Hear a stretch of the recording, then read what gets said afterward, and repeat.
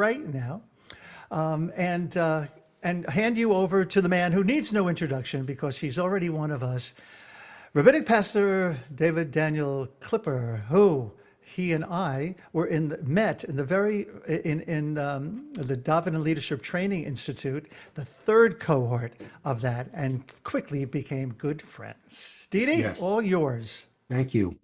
I'm glad you started with the song because people can think that this is a grim topic.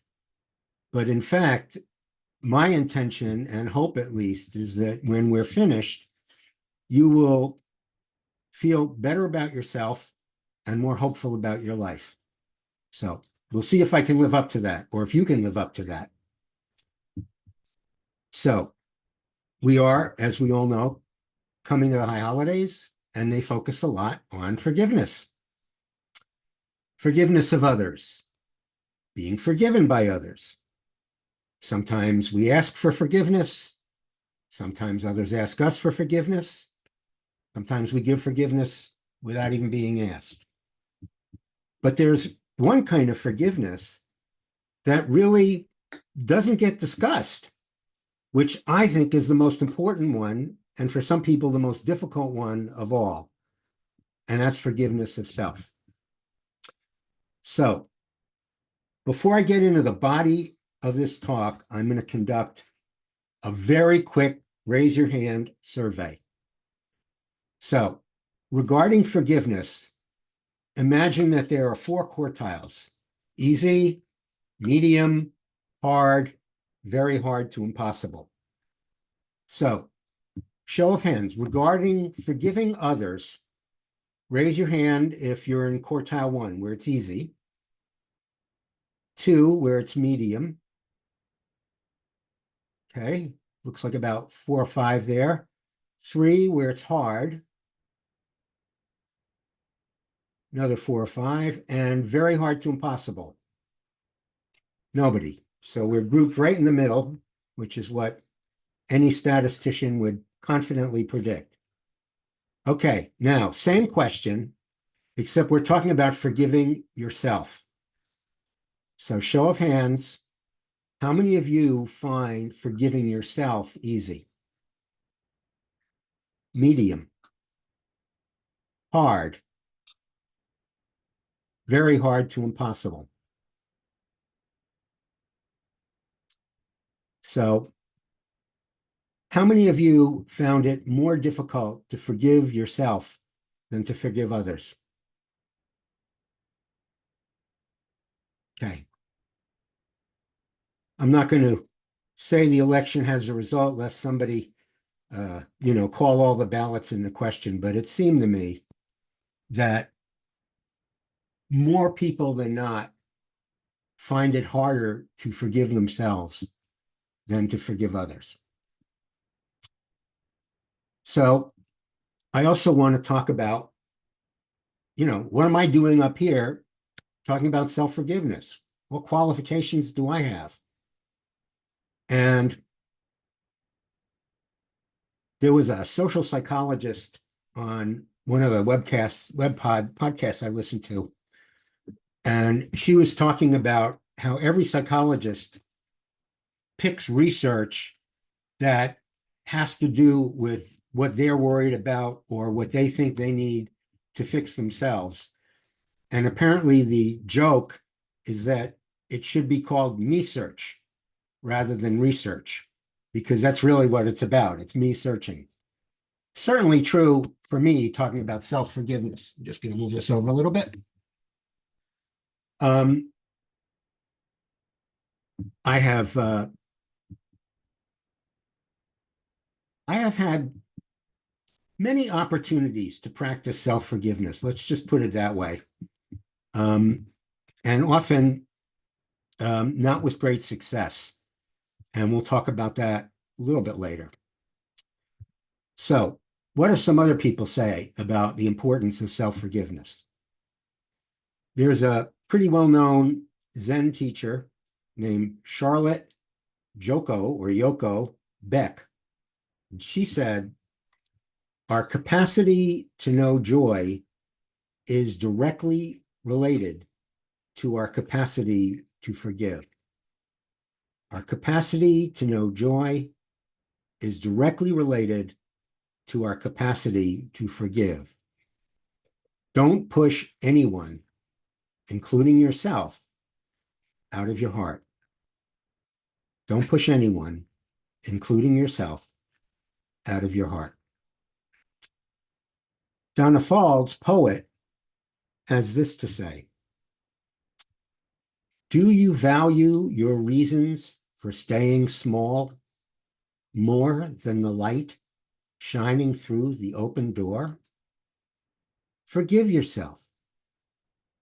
Perfection is not a prerequisite for anything except pain.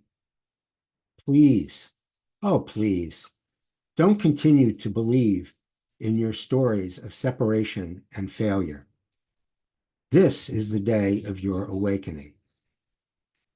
And the sentence I really love, and I ought to make a button or something about it and give it to all the people I know that are perfectionists, where it says, perfection is not a prerequisite to anything except pain. And boy, isn't that the truth? Okay, so been talking about forgiveness. What does it mean to forgive?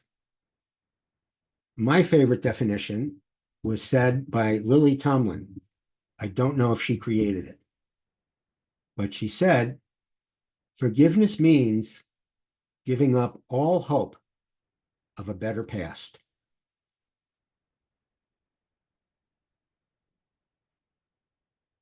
Does not mean condoning what was done by you or to you.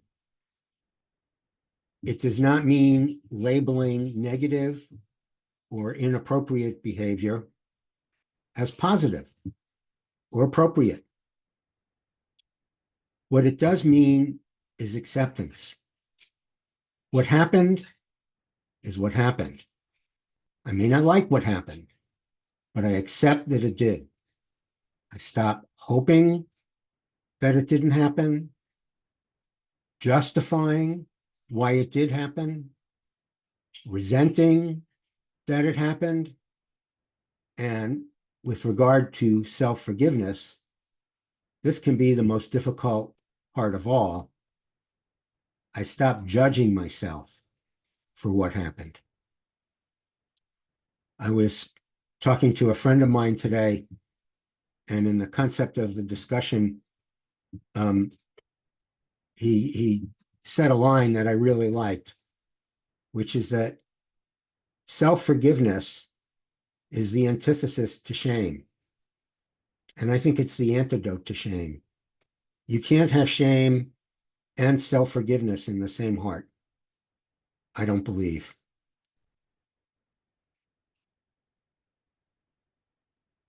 So we have a majority of people here that find it harder to forgive themselves than they do to forgive others. Why do you think that might be? Well, I won't keep you in suspense.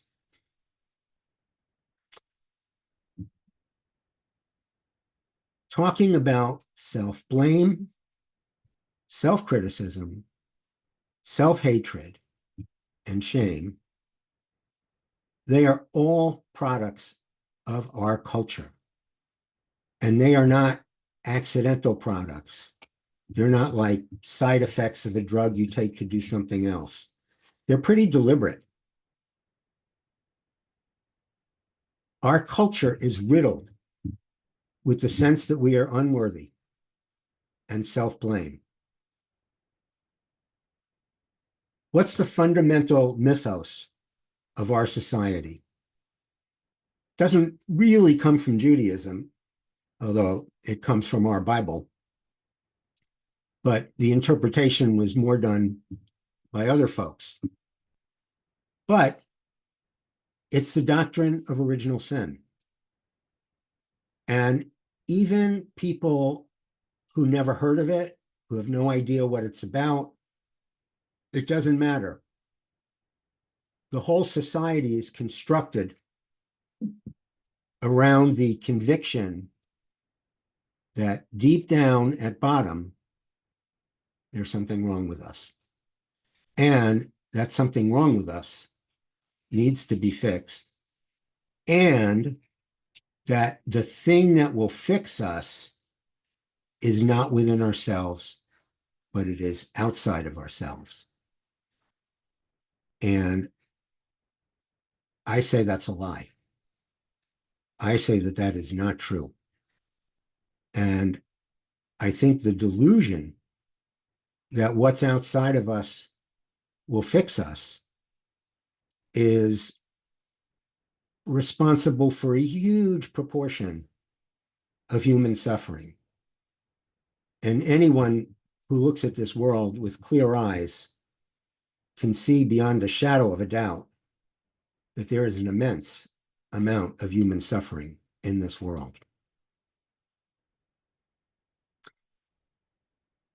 Original sin says our base nature is bad. We were good in the Garden of Eden, and then we wanted to eat from the wrong tree. We listened to the wrong animal.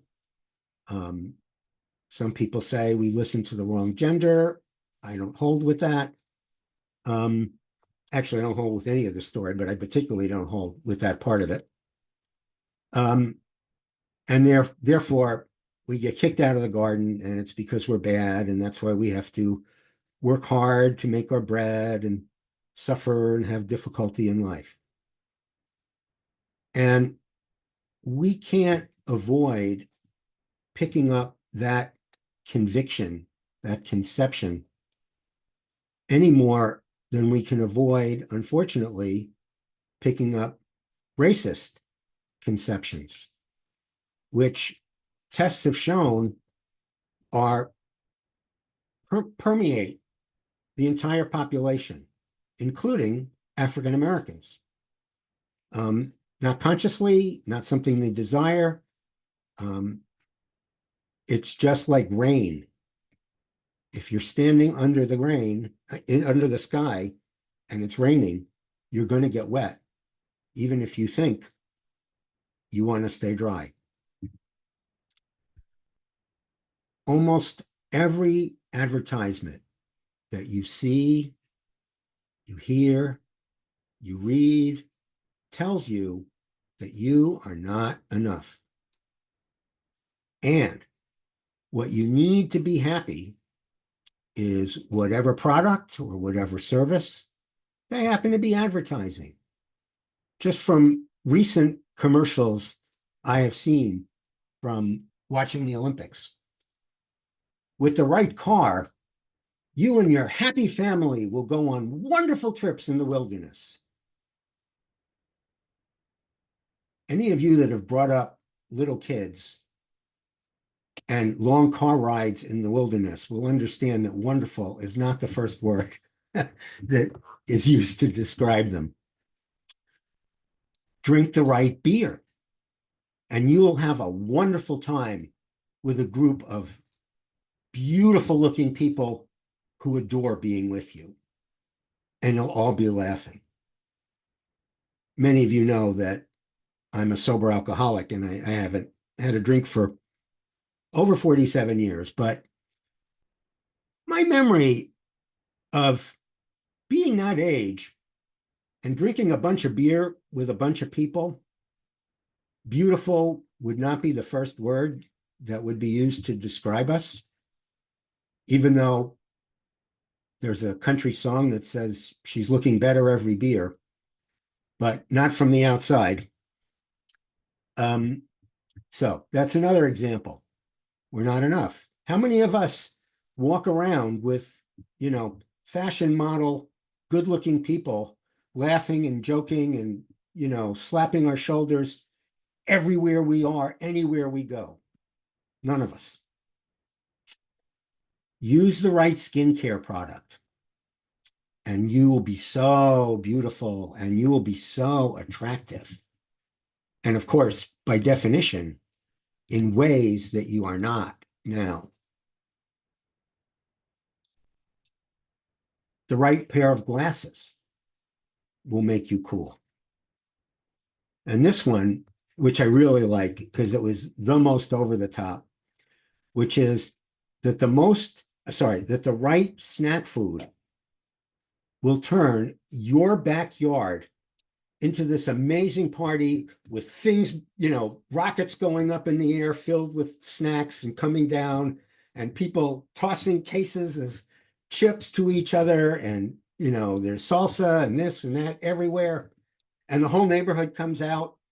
Of course, very diverse, but they all love each other, having a fantastic time, all from, buying a little bag of chips. That's what that'll do for you. I'm not going to take a survey on this. I'm not going to ask for hands. And I would bet good money that at least 90% of the women and some high percentage of the men have experienced some form of body dysmorphia. And I looked up the clinical definition of that, and I'm going to read it. It's a mental health condition where a person spends a lot of time worrying about self-perceived flaws in their appearance, which are generally unnoticeable to others.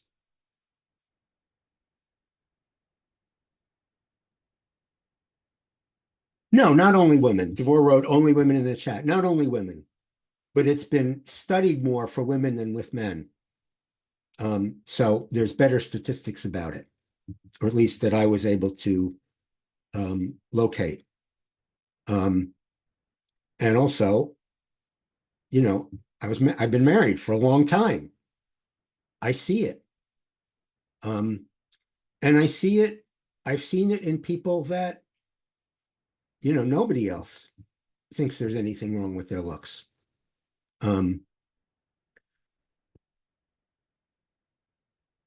Another aspect of it. Yes. Sheila, go ahead, unmute.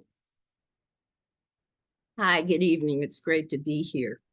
I agree with you for the most part. And at the same time, what I'm hearing is bringing back memories when I was in my 20s, where everyone said, I'm fat. And you'd say, no, I'm fat. Oh, no, you're good. And I don't see that as much now that I'm over 65, because who cares? And Right. because there's a certain maturity. I mean, that's the great thing. Of course, I don't want to be a slob, but I don't see it the same way. And I know it's still dominant, in today's society. And at the same time, I think women are starting to wake up. I know I watch my daughter, her friends, they could give a rip, and I love it. They do not care. They think it's absolutely amazing, for example, that, women allow themselves to be treated a certain way. And that's why it's so, I think it's evolving. It'll always be there, unfortunately. So, hey, thanks for letting me Yes. talk. You're welcome. And I hope you're right for the society in general, and you're undoubtedly right about your daughter and her friends.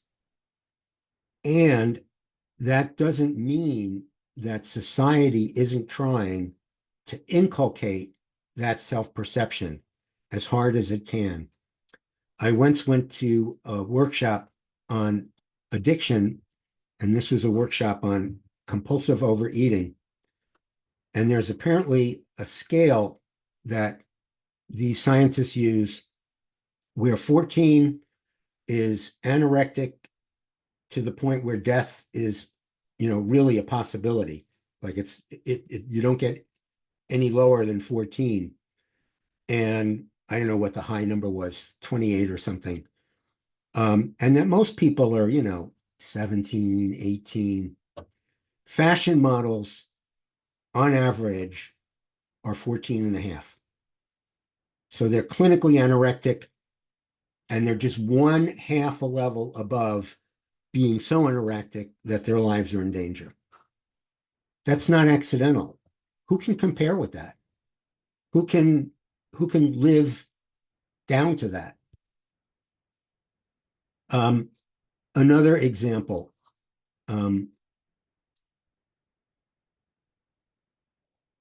things that happen to us when we are children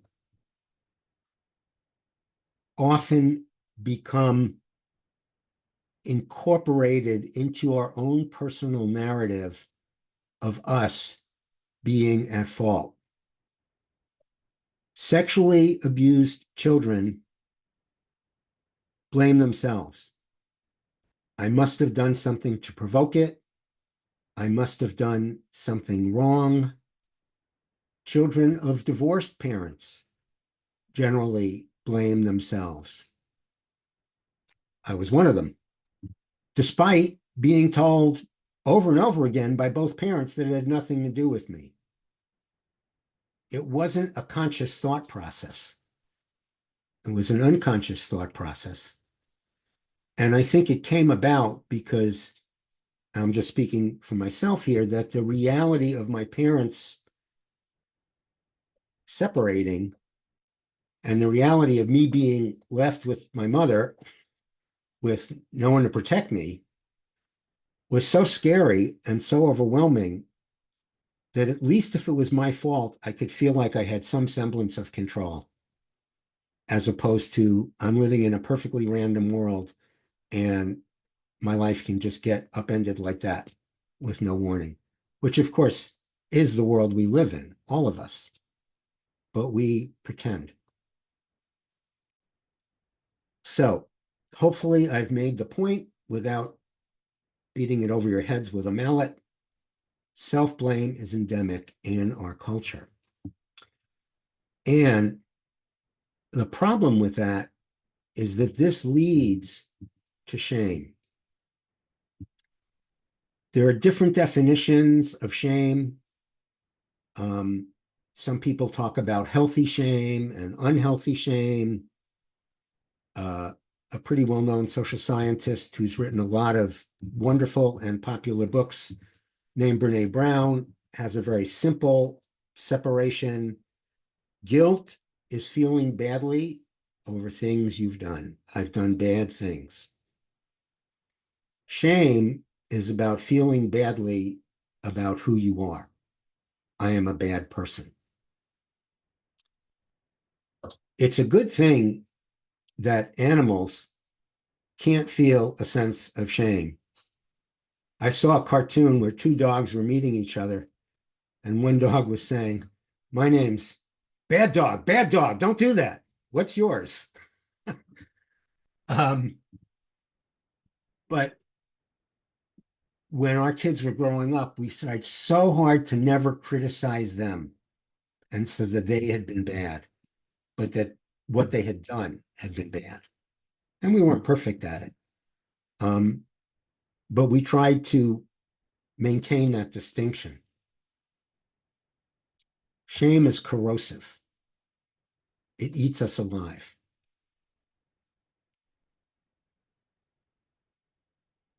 As far as I'm concerned, the word shame is more obscene than any of the four-letter words that they don't let you say on NPR.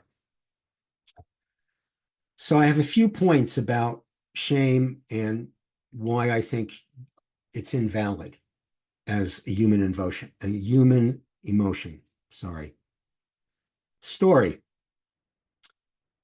Person's walking in the woods. It's a nice day. Comfortable. Breeze is blowing. Smell of the forest. They're just walking along. And by a tree, they see a dog. And they like dogs. So what's the first thought and the first emotion? Oh, a doggy, good dog. Pleasure. Get a little closer. The dog leans forward, bares its teeth, snarls.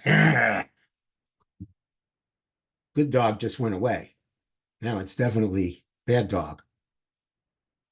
But then they look a little more closely and they notice that the dog has a paw caught in one of those bear traps. You know, I've never seen one of those in real life. I saw a lot of them in cartoons where, just sort of snap shut and you can't get your leg out. And at that point, you're no longer thinking bad dog. You're feeling compassion for the dog. You're probably not, if you're smart, going to go pet the dog. But you understand why the dog is behaving that way. This is a pretty classic story told in meditation classes. And one reason that it's told is to show how fluid our emotions are and how quickly they can change in the same situation by changing one's perspective. The other reason why it's told, and the reason why I tell it, is that every single human being has one leg in a trap. Every single human being.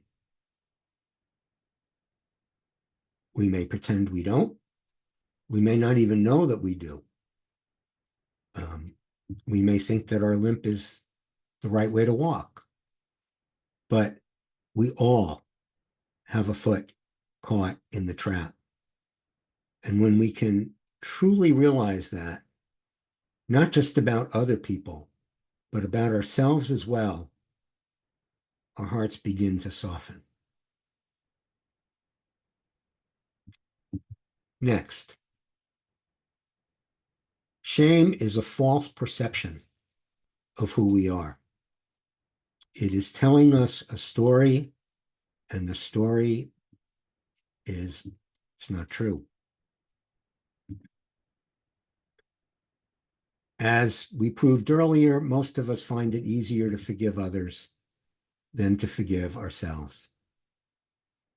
Yet there is no one, literally no one, of the age of the people in this Zoom room and the age of people much younger than the people in this Zoom room who has not done things that they regret, hurt people, been selfish, lied, misbehaved, etc. Everyone you know, everyone you love has done these things. Yet it is so much easier to forgive them than to forgive yourself. What you've done is worse. Either it's worse because it was arguably worse if you had a badness scale. Yours would be a higher score on the badness scale. Or more likely, it's worse because you know better. And you should be able to control yourself, to control your mind. I just read a book called The Neurotic's Guide to Avoiding Enlightenment, which is out of print, and I'm going to, when I get to it, scan it and lend it to people. But one of the things he says is that the whole notion of self-help is ludicrous, because if self-help worked, why would we be working on the same problems for 30 years? I mean, how could there be a more striking demonstration that self-help doesn't work? That, here I am, 71 years old, and, if you looked at me at 21 years old, I was dealing with the same crap. Not exactly the same, but same patterns, same parents.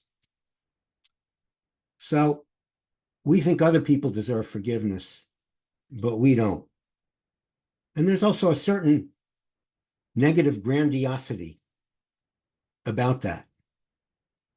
I'll tell you a little quick story about my past. So I got sober at age 24.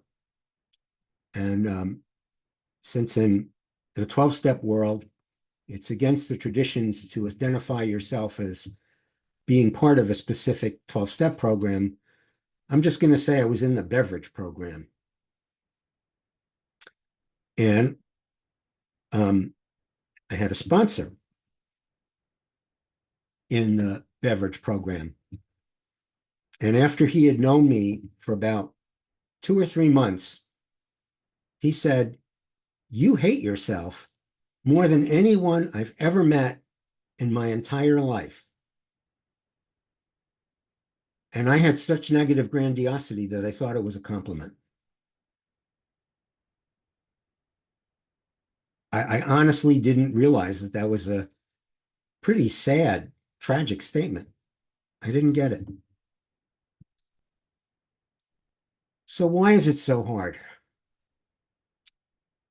I think one aspect of the answer may be that we're afraid of how we'll behave if we forgive ourselves or have compassion for ourselves. This was satirized by Jack Handy on Saturday Night Live, where he said, "The first thing was I learned to forgive myself. Then I told myself, go ahead and do whatever you want. It's okay by me." So there's this fear that if we forgive ourselves, our shadow will rule the day. And whether that's a shadow of aggression or a shadow of sloth, or a shadow of, eating bonbons and watching Netflix 12 hours a day, we think the same mechanism that has failed so abysmally at self-help is also the mechanism that prevents us from doing those things. And in fact, it's not true. It's not true.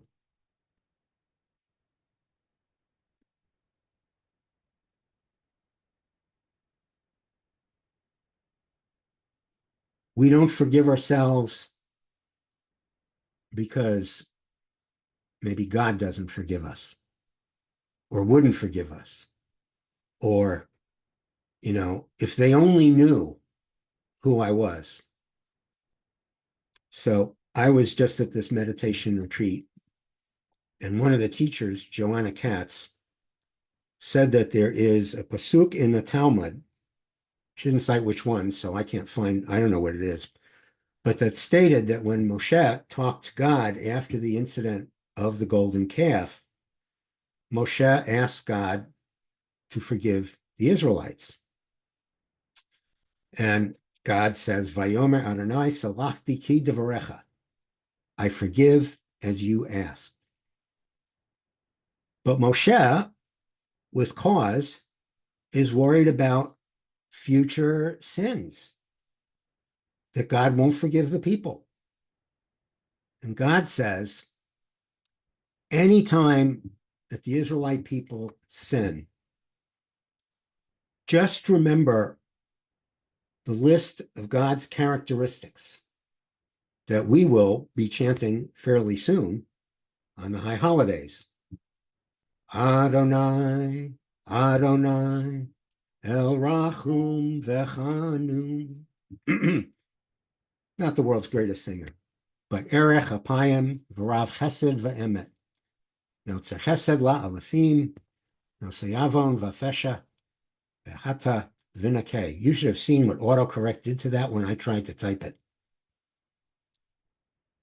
Yod He Vav He, merciful and compassionate, patient, abounding in love and faithfulness, assuring love for thousands of generations, forgiving iniquity, transgression, and sin, and granting pardon. And God says, if you receive that twice, then the people will be forgiven,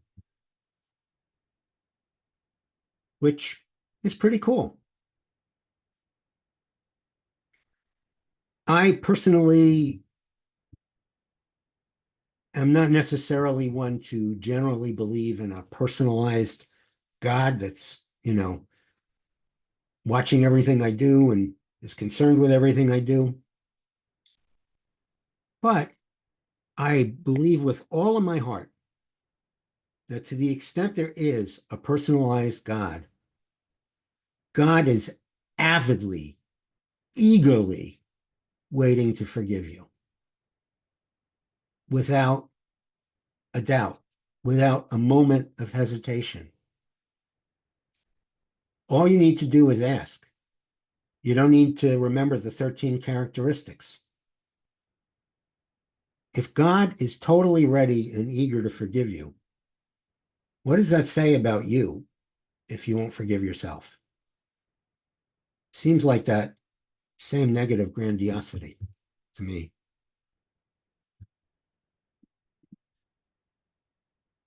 Another part of this answer, and this one may be uncomfortable for some of you, but avoidance of self-forgiveness can also be an avoidance of responsibility in a certain way.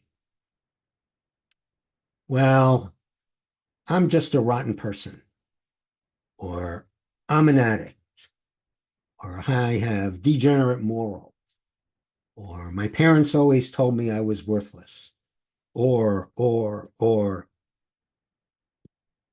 But what this really does is it essentially enables us to evade responsibility for our actions.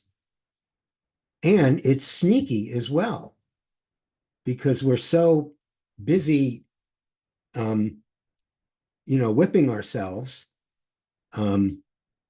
maybe with a real whip or maybe with scallions. But it looks like we're being so diligent. We're saying we're so bad. We're punishing ourselves. But in fact, it gives us permission to continue offending behavior while using shame and self-hatred to give the impression that you are punishing yourself. But shame, sooner or later, and sooner a lot more quickly than later most of the time, shame always leads to more of the behavior that caused the shame in the first place. Shame brings about behavior, which brings about shame, brings about behavior, which brings about shame. I don't know if any of you read The Little Prince, but in The Little Prince, there's a drunkard. And he's drinking. And the little prince says, "Why are you drinking?" He says, "To forget." "What is it that you want to forget?" "To forget how badly I feel for drinking." Same cycle. Self-forgiveness does not mean we condone our own unacceptable behavior. In fact, true self-forgiveness entails taking responsibility for what we have done and performing appropriate teshuvah, either directly, if possible, or indirectly when it's not.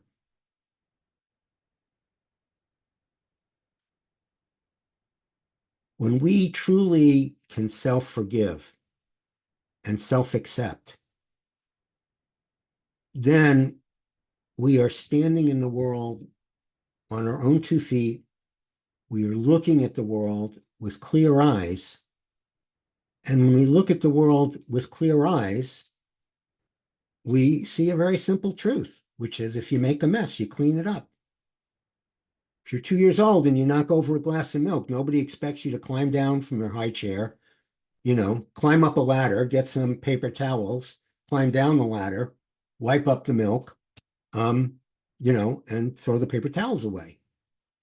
However, if you're 20, it's absolutely appropriate to have that expectation.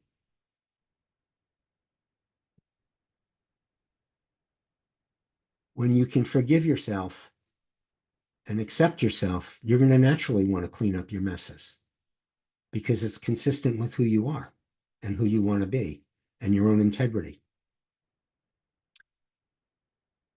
The other thing is that self-forgiveness lets us hold ourselves in perspective. That Donna Fald's line about perfection is a prerequisite for nothing except pain. When we let go of perfectionism, then okay, we're human beings who have been less. The Army says, be all that you can be. That's their ad. Nobody can be all that they can be, ever, all the time. Doesn't happen. Does that mean, everybody's awful and should be punished? It means everybody's human. Can we see ourselves as human? Can we recognize that our foot has been caught in a trap? Can we remember the saying, hurt people hurt people? And maybe the most important thing I'll say is that shame is not who we really are. Jewish mysticism says we have two minds. Moachim the Gadlut, the large mind, Moachim the Katnut, the small mind. Our true selves, no matter what degree we have covered them up, and we've all covered them up to some degree, are gracious, kind, spacious, compassionate. Our true selves, our Moachim the Gadlut, our soul, our highest and best self, pick the language you want to use, come from love. The universe is ultimately made of love, and we are a part of the universe. That's my impression of B'Tselem Elohim. And our true selves recognize that we're more than our thoughts and our feelings. We are the awareness that holds them. Gosh, if we were our thoughts and feelings, I mean, how many of us would be in jail with some of the things some of us have thought at times? At least me. But we're not our thoughts and feelings. We're what holds them. Our true self is like a thermos. You can put coffee in a thermos and it'll keep it hot. You can empty it out. You can put ice water in a thermos, keep it cold. You can empty it out, assuming you're cleaning it in between. You can put something else in the thermos. The thermos doesn't change. What's in the thermos changes. What's in the thermos are our thoughts and feelings. Who we are is the thermos. But coffee smells so good, it's hard not to think we're not the coffee. We're the movie screen, we're not the movie. But the sights and sounds are so compelling. And our true selves live in the moment, in the instant, in the infinitesimal instant. I have this little clock. I'm going to hold it up to the screen. See if I can hold it in such a way you can see it. Sorry, it keeps going fuzzy here. Anyway, it's got a Buddha and it's got a second hand. And on the end of the second hand, it spells out the word now. And it makes an audible tick every second. So it's now, now, now, now, now, over and over and over again. And joy lives in the now. God lives in the now. Our true self lives in the now. And in the now, we are fine. This second, all of us, each of us, is okay. Shame is based on memory, perception of the past, and anticipation of the future, neither of which actually exist at this moment. So we attach thoughts and feelings, such as shame and self-condemnation, to certain memories and body sensations. The truth is, we did certain actions in the past. Those actions do not necessarily signify who we have become, who we are right now. It's our interpretation of those actions that cause us heartache or shame. But in every moment, there's the opportunity to let go of our thoughts and allow the beauty and spaciousness that is always available, always present, to enter our consciousness. There's a phrase that Torah is black fire on white fire. Black fire are the letters, the white fire is the parchment that holds them. Our thoughts and feelings are the black fire. ourselves are the white fire, the space in which the writing takes place, which is the context for it, and without which it could not exist. We can see the thoughts and feelings for what they are, transitory and ephemeral. If we stop holding on to them, they will pass. We can't effort ourselves into self-forgiveness. We relax ourselves into it. Our deepest longing is for connection, for love, for peace, and for joy. That is the true self. When we're not in that self, we're in the dream, caught in the confines and distortions of the moachim dakatnu, the ego. This is not to say we should be in bliss every moment of the day. We don't want to be in bliss driving down the road, and we're human. We're not made to be in bliss all the time. It's not how the human body works. But we can accept our humanness, allow ourselves to be how we are, and stay mindful of the opportunity for acceptance, peace, and love. So let's sit for a few minutes. I invite you to go into what meditation posture is for you. If possible, uncross your arms and your legs. Sit comfortably. Next time you're at a talk and somebody says it's time to meditate and says, sit comfortably in your chairs, watch how 3/4 of the people shift their position. Why were we sitting uncomfortably before? Why weren't we sitting comfortably before? Because we were not conscious.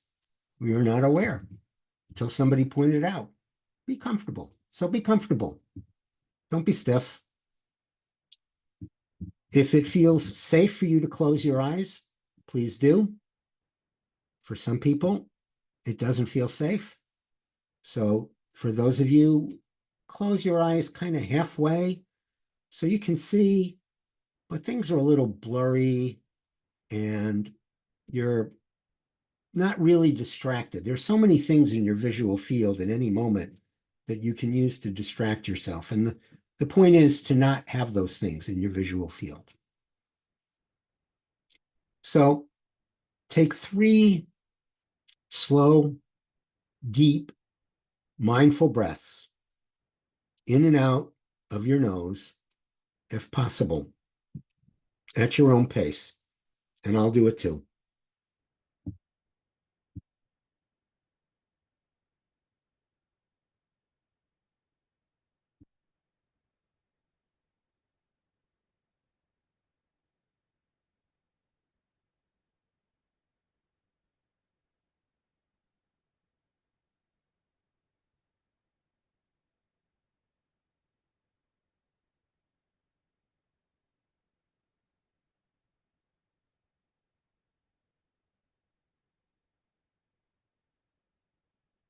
And if you haven't already, let your breathing go natural. Do its thing without conscious effort. Now take a few seconds and think about a behavior you have engaged in that you find difficult to forgive. It does not have to be a major trauma. In fact, probably a good idea not to use a major trauma, given that we're in a Zoom workshop. Please don't bite off more than you can chew. But think of something that you've done that you don't like, that you're sorry you did it, that you wish you hadn't done it, and that you've perhaps had feelings of unworthiness for having done it, feelings of shame for having done it, feelings of relief that nobody saw you do it because you'd be so humiliated if anyone else knew that you'd done it. So take a little while and just allow yourself to be with the awareness of having done whatever that is. Not going to spend a long time, but we'll spend a little time.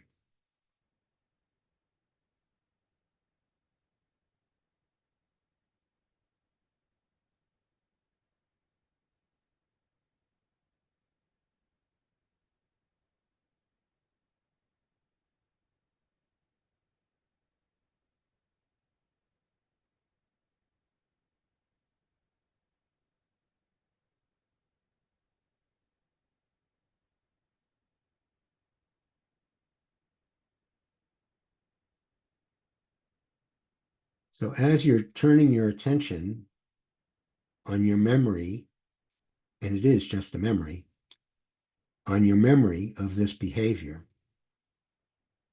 see what thoughts come up within you. I would venture to say that if we just stayed with this long enough, you would find that the thoughts tend to repeat themselves. See what feelings arise. And in particular, see what feelings arise in your body. What's happening in your body when you think about this?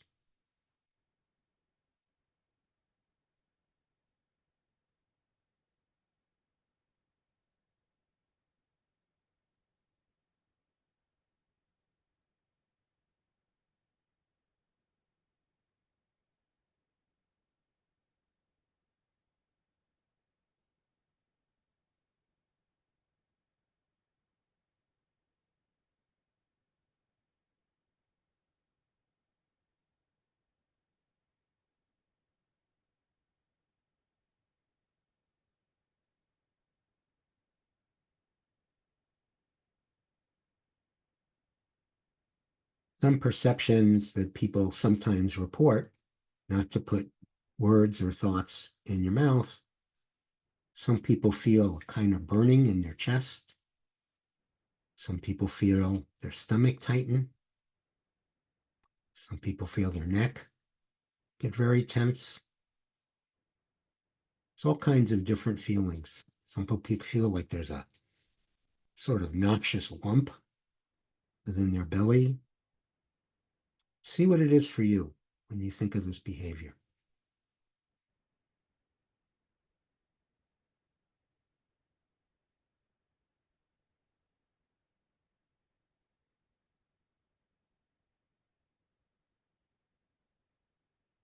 And now, think of forgiving yourself.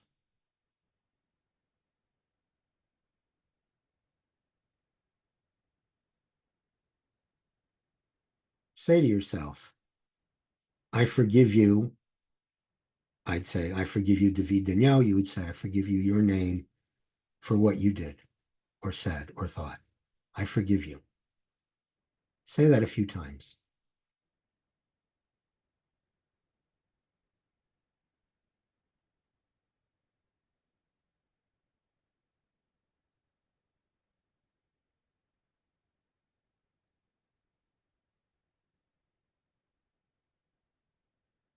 Notice what arises as you do that. Is there a sense of resistance? Not going to do that. Do you fade away? You start drifting and going unconscious. Do you find other feelings arising in you? Maybe sadness, grief, anger, pain. Don't judge whatever comes up. Just notice it. It's interesting. Be curious. It's grist for your spiritual mill.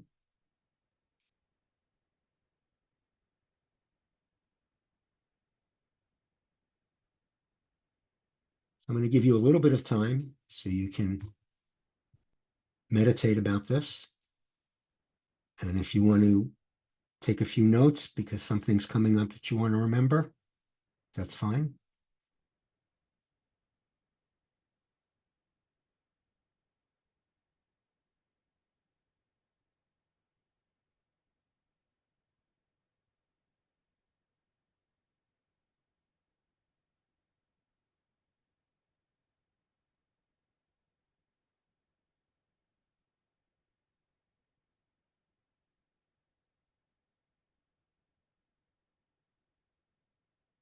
So we're aware of how shame or judgment feels in our bodies.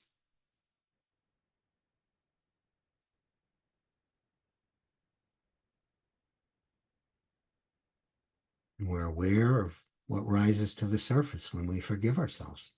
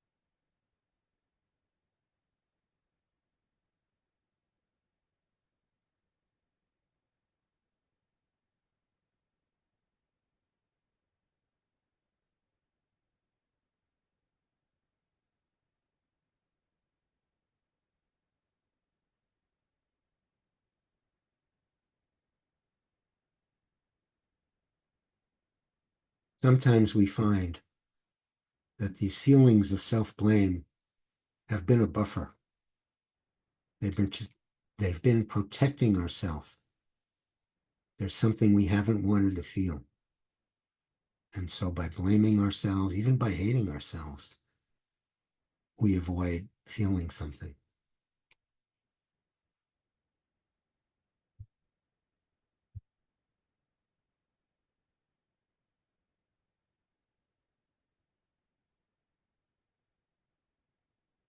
We live in a culture where love and compassion and forgiveness are considered soft words. Anger, that's strong. Aggression is strong. But the real courage is to forgive ourselves. Chogyam Trungpa wrote, "The essence of human bravery is refusing to give up on anyone or anything, including ourselves." Reb Mark would probably know. I think there's somewhere a song, "Don't Give Up on You," but don't tell me now.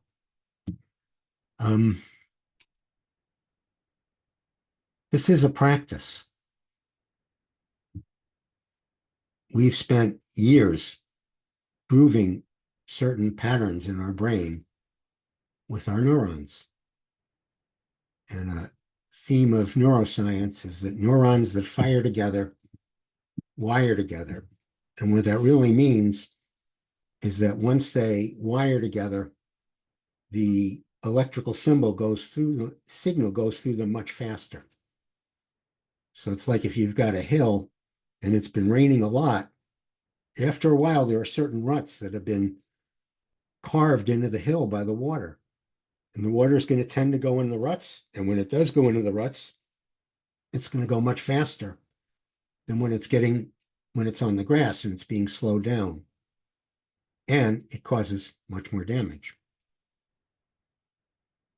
So this is a practice of filling in the old negative ruts and starting to build new constructive ones, new constructive pathways.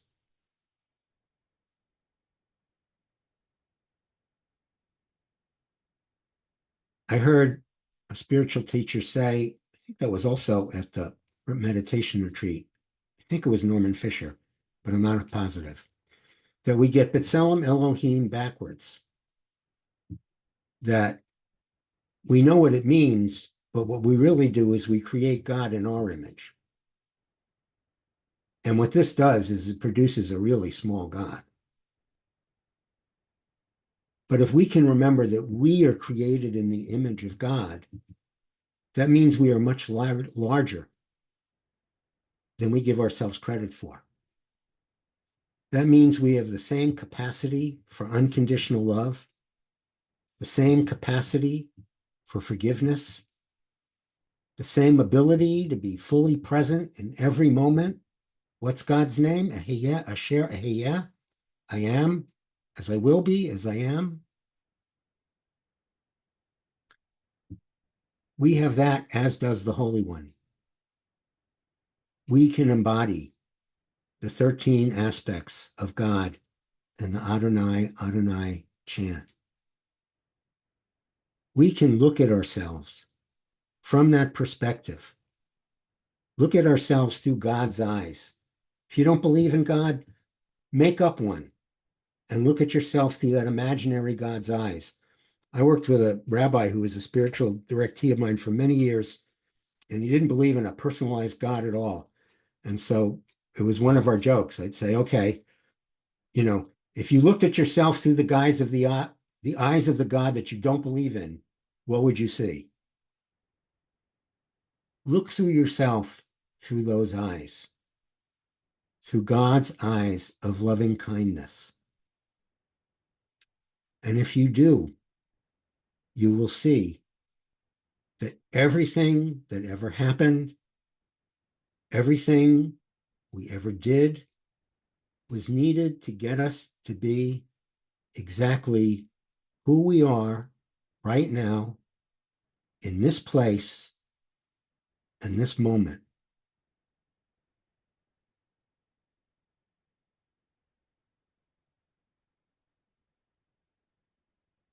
Everything that has ever happened in your life was necessary for you to be where you are right now, and this now, and this now, as I hear my clock tick. So if you haven't already, when you're ready, open your eyes. And I thank you so much for listening and being present with me tonight. I'm happy to hang out for a little bit if people want to talk or ask questions or whatever, or not. Either way, I don't know what our protocol is, Reb Mark. We usually go to a quarter of the hour. And I Okay. think the first thing that is necessary to do is to thank you for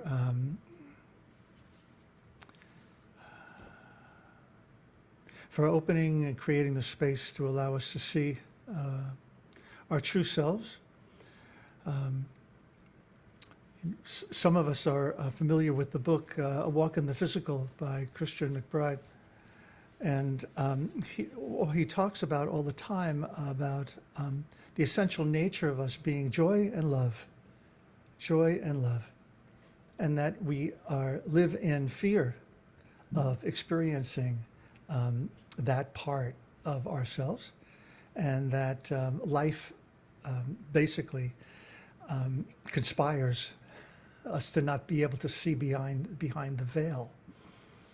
And this, two other things I wanted to point out, and I suspect other people have maybe some reflections, is as how wonderful this is. There were I think 18 screens at the high point that a third of our congregation, a third of the people who Wow, show that's up on a right. regular basis, are here. Imagine if synagogues, had that kind of, turnout. So thank you so much. Clearly, this was a subject that hit close to home, or else you wouldn't have shown up this evening. And the other thing that, as you were talking, Dee Dee, is not being distracted by life itself, which is my understanding. We're taught as kids that you close your eyes and you say the Shema so that you concentrate. Well, if you concentrate too hard, your head will explode. I think it's more of you close your eyes so that you're not distracted by the world of duality. That if we're making our way to Adonai Echad, the oneness, and you were talking about the Garden of Eden, the Breshit story, that's all the story of how one becomes two, how things, diversification happens, and how we are brought into this world. And so it is with great gratitude, Dee Dee, that I have to you, and to remind everyone here that for the next 4 weeks now, that you have now opened the doors of perception into the Musar practice, a very personalized journey that is very participational, perhaps a little different in that way than this evening. That will be taught by people who are very experienced in Musar teaching. And if you've never done it, absolutely be here and for those weeks. And I think that you'll find it going into the high holidays to be just a wonderful, wonderful door to open. Why don't you open it up? Does anybody have any reflections, comments? And I'm going to grab a book from my bookshelf because there's a book that you reminded me that I want to suggest possible reading. Yeah, and I've been kind of seeing things go by in the chat that look very complimentary, so thank you for those. Is there a hand? Sheila, go ahead. You unmute, please. Unmute, all right. How's that? That's perfect. Okay. I did it twice. I muted and unmuted and muted. This seems to be prodding me in a way. I'm fascinated. First of all, when we were meditating, my heart was pounding. I could feel it pounding. And I went, was ist das? What's going on here? And it's almost being scared to come to that point. So that's one. Two, when I lived in Phoenix. Just stop a second. Okay, sure. Just notice that. Like, notice how interesting that is. That your heart was pounding like it was scared to get to someplace. Yeah. Like, Yeah. don't just like brush that aside. Okay, now you can go to your number two. I just wanted to, thanks. No, I didn't. I stuck with it and thought, whoa, dude, this is unusual. The second thing I was thinking about as you spoke about shame was when I lived in Phoenix in the late 90s and into the early part of the 80s and the 90s. I took a course through it was a self-help counseling thing, and they had like a course within a course, and I found myself at the Franciscan Renewal Center, and the topic was shame versus guilt, and that's funny because I took that, and now you're talking like it's beyond that. It's shame was pretty much for, as it was explained, shame was part of Catholicism, that you were taught to be shamed into things. And guilt, at the time, the way things were laid out for me, I thought, oh, I've got guilt. But then I'd go, wait, I got some shame too, but the guilt outweighs the shame. So there was even a book, I think I have it on the shelf, and it's called Shamefaced. And the whole thing is fascinating. And that was something else. So that's it for now. I have some other thoughts too, but I don't want to blow the whole thing tonight because I want to think more. So thank you. Thank you, Sheila. Yeah, when I was much younger, there was a joke that there was a Jew that married a Catholic, and he taught her shame and she taught him guilt, but you didn't say which one was which. So you didn't know who was teaching each other. But I like the distinction. I know some people try and make it finer, but to me, shame is I am bad, and guilt is I am a good person, but I did a bad thing. And there's a huge difference there. Anybody else want to say anything? Bina. It was really a strong point for me to think about shame being a prideful thing, which I had never really thought about before. And I remember being told a lot when I was young, you should be ashamed of yourself. Well, of course I was. And then I took it to be, I'm bad. And then over the years, it kind of turned into this, well, I should be ashamed because obviously I need to be ashamed, which becomes a prideful thing. So that's amazing. I was really blown away by that. I thank you for bringing that up. Thank you, Bina. And actually, was one thing I wanted to say at the beginning of this that I forgot.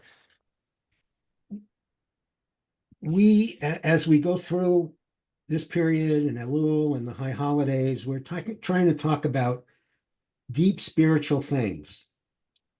And we are using a terrible vehicle for that, which is words. So that there's no absolute truth that can be said in words. Paradox lives in words. So the fact that one thing seems true in a certain way, and yet the opposite seems true in a certain way, doesn't mean that either one of them is false. That's all. I just wanted to say that. Thanks. Yeah, thank Anybody you. else? So Devorah and then Rachel, and then we'll wrap things up. Okay. So I had this hand up a long time ago, but I took it down because you weren't ready to have conversation at that point. But I didn't um, see it. I'm sorry, Devorah. I didn't yeah, notice it. it's okay because you were well into what you were doing. Shamed him. Pardon? You shamed him. No, I didn't. But because the reason I'm saying it is because now I have to go back to something that you said about half an hour ago. Sure.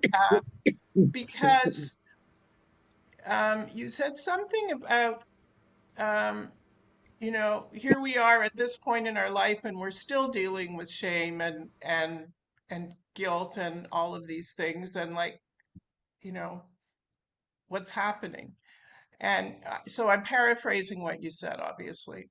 But I wanted to bring a little bit of compassion to that statement because the fact of the matter is, and what Sheila just said right now, just before, if you don't mind me referring to what you said, Sheila, she was talking about something that she did in the 80s and 90s and learned these concepts, and now here we are in this year, and she's adding a new layer to it. So the thing is that we were created by God just like this. We don't know everything. And so it takes experience and it takes time for us to come to things. And even when you hear something new, a new concept that could make you feel so much better right away, doesn't mean that we're ready for it.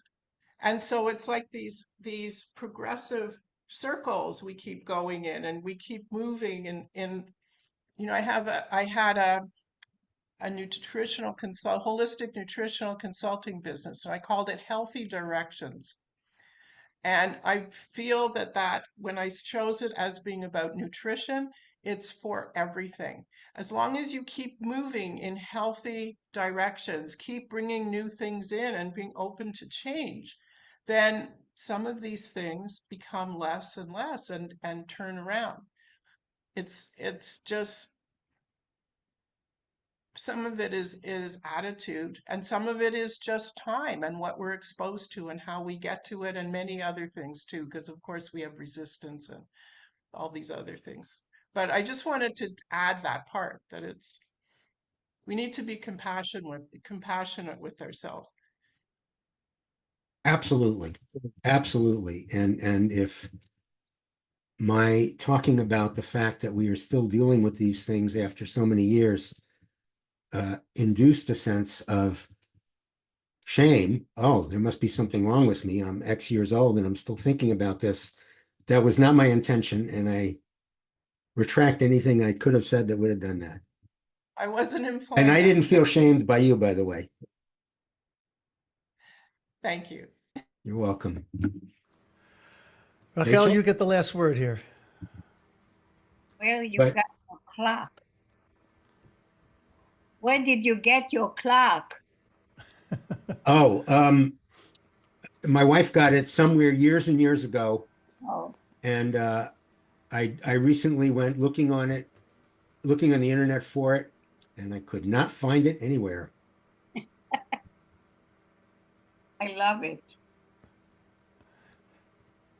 So, if that's the last word, I'm going to have the last word about pointing out a book to you that I actually love. It's a book that's called Yearnings by seventh generation rabbi by the name of Erwin Kula.